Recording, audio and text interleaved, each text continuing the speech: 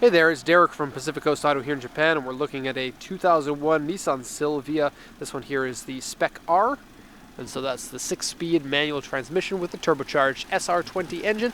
That's an inline 4-cylinder, 2-liter, puts out 250 horsepower in this car, and to a lot of people this is the best of the Silvias, which is a small 2-door coupe. You guys probably know what this is, otherwise you wouldn't have clicked on the video.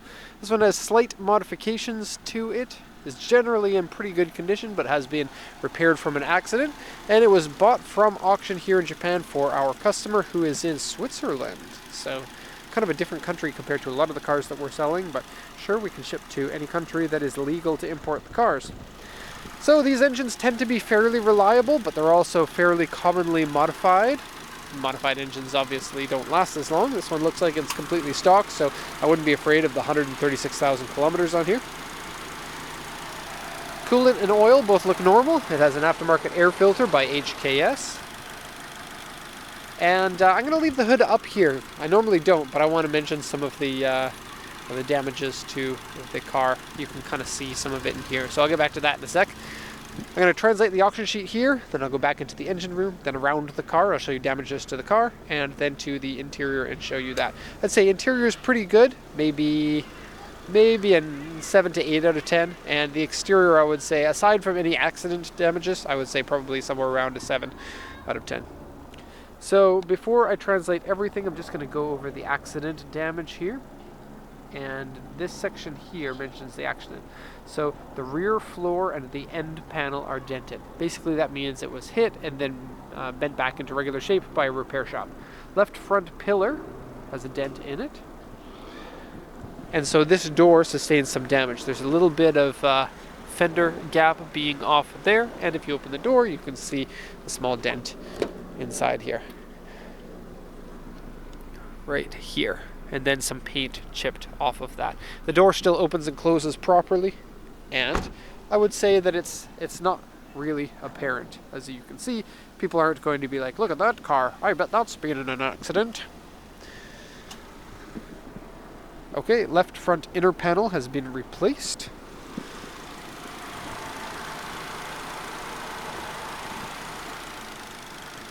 Okay. Floor member scratched and dented. That's underneath the car. You wouldn't be able to see that. And front and rear, that's not about the accident. And I'll translate that in just a sec here for you. One thing I noticed is the paint in the ceiling on this section is a lot cleaner. It is a little bit weird that they said that this one had been repaired, but they don't mention about this one. I think they just got it wrong, because this one still has the factory ceiling on it here, and you can see that this is not factory ceiling. It has been painted on top of that ceiling. They used a gloss paint too, which is a little bit weird because inside the engine room you usually have a non-clear coat paint. You can also see that the bolts have been repaired. These bolts are not the original ones. Okay, I'm going to close the hood here and say goodbye to the engine, and we're just going to leave it running for the rest of the review here, simply because we want the engine to come up to full operating temperature before we export it. That way we can see if there's any troubles when it is at the full temperature. Okay, so let's jump into the review of the car. S15, gorgeous looking car, probably one of the best designs of the 90s, right up there with the R34 GTR. And say what you will about 90s Japanese cars, most people really like the look of them. Some of them are like, I don't like the looks of those, but I'd say that most people agree that this is a gorgeous looking car. So let's go over this. 2001 Silvia Spec-R, auction rate R, interior exterior C, 136,068, 6-speed manual transmission. Note that it's only the turbos that get the 6-speed. The seller didn't write anything to try to sell the car. And then the body here, we got A3, which is a large scratch here. We have, they said C1. That's funny, I didn't see any of that. That's weird. There is C1 here, which is corrosion. But it kind of looks like that C1 should be near the pillar. Huh, maybe they just didn't have room to write it because both these fenders and the hood have been replaced. There's some corrosion on the roof. There's a few dents on the back, and then a number of areas with some AU2, which is a medium scratch and medium dent. I would say as a whole the body looks better than it does in this diagram, and I think that's a good thing. So let's go over the rest of the translation here. So various scratches and dents on the car, underside surface rust, oil leak that's leaking around the valve cover gasket, not something that I would particularly worry about, and it's not leaking to the point where it's dripping down. Some people might call that engine sweats. Aftermarket suspension and air filter. Actually, the suspension, rear suspension struts are blown. You get bouncy bouncies. Look at this. And that's only on the rear, but a set of coilovers should probably be put on this car. Then you can set the height to what you want. Core support has been replaced. Wheels scratched, and seat is saggy and wear.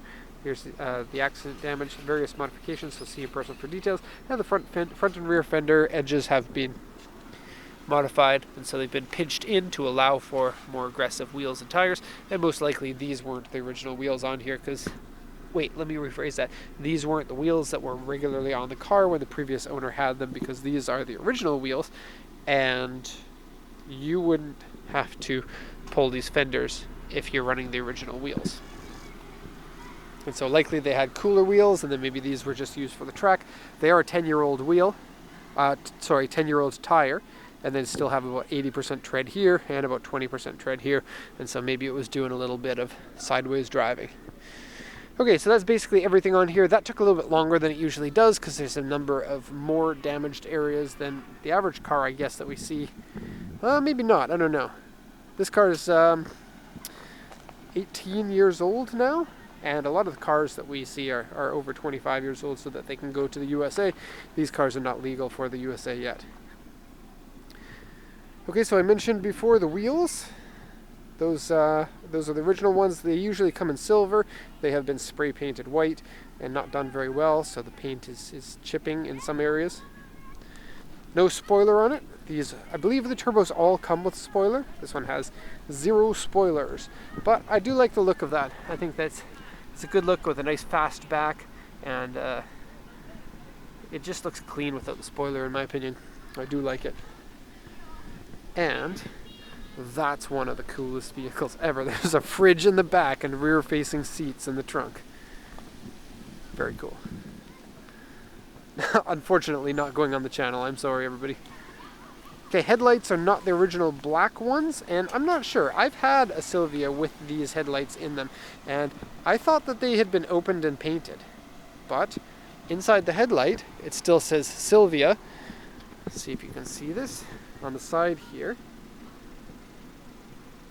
And so maybe not painted. Maybe they did come as this kind of gold-ish color for some of them. But usually they're black inside, a little bit more menacing looking.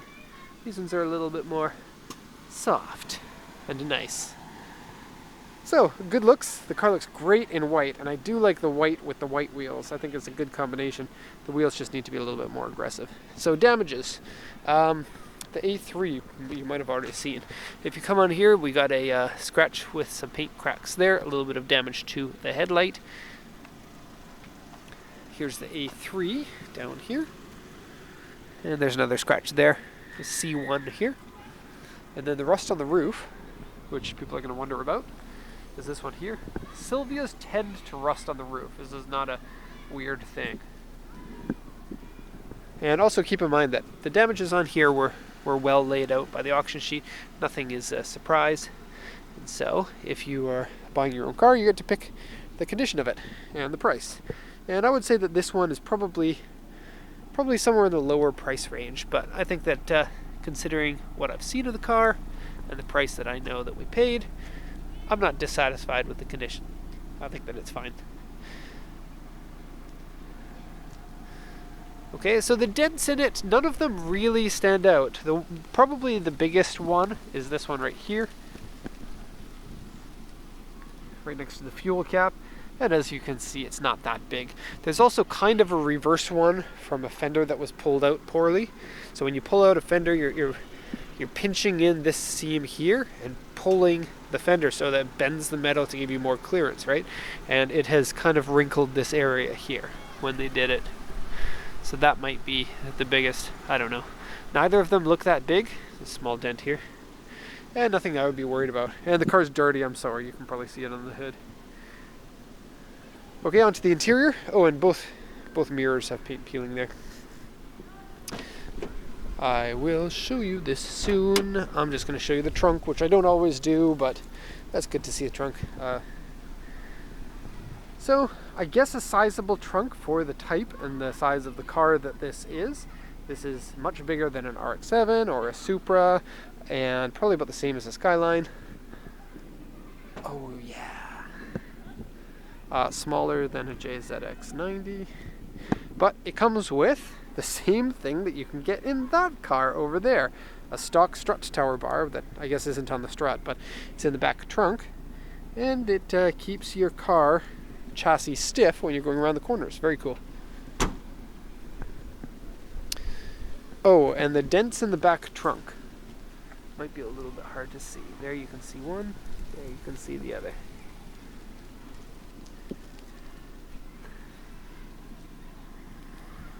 Alright, now I'm not lying, I'm going to show you the interior.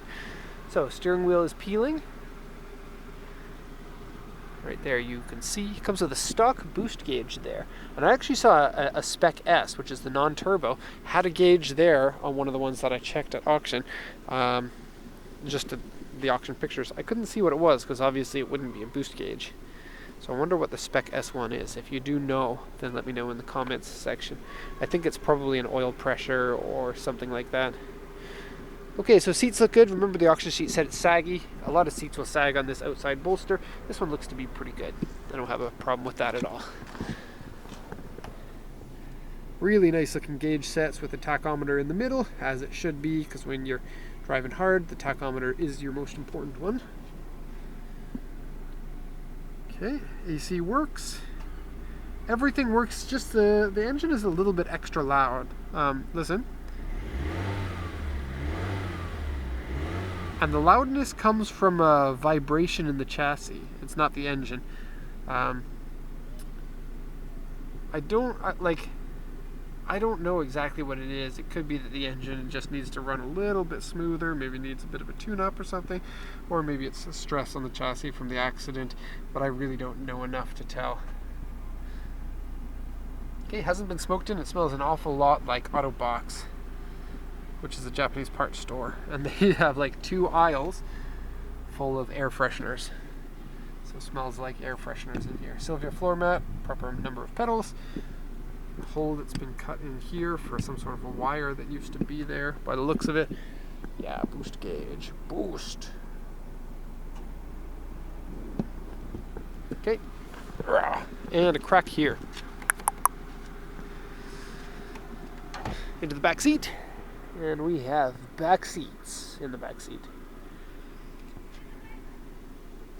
And yeah, maybe this is why they don't make cars like this, is because the manufacturer wouldn't be able to get away with that little of leg room. It's the typical 2-seater and then plus 2 seats if you really need them. But otherwise it's basically a 2-seater. Okay, so that is the end of the walk around. Hope you enjoyed this one. We actually have one coming for stock that we bought from auction at roughly the same time that we bought this one, but then it had some trouble with the engine when it came in, so it's in the repair shop right now, and we're doing compression tests and everything to make sure it's okay. But we will have one for stock coming up pretty soon. The owner of this one actually knows about that one because we actually bought it under their account, but then we ended up buying it because there was some sort of a mistake. It said it was puffing white smoke. It looks like it's a bad turbo seal or something like that, but compression is fine on it. Anyway, more on that later. Okay, so that's the end of this review. If you have any questions, please let me know. Otherwise, thank you so much, and have a nice day.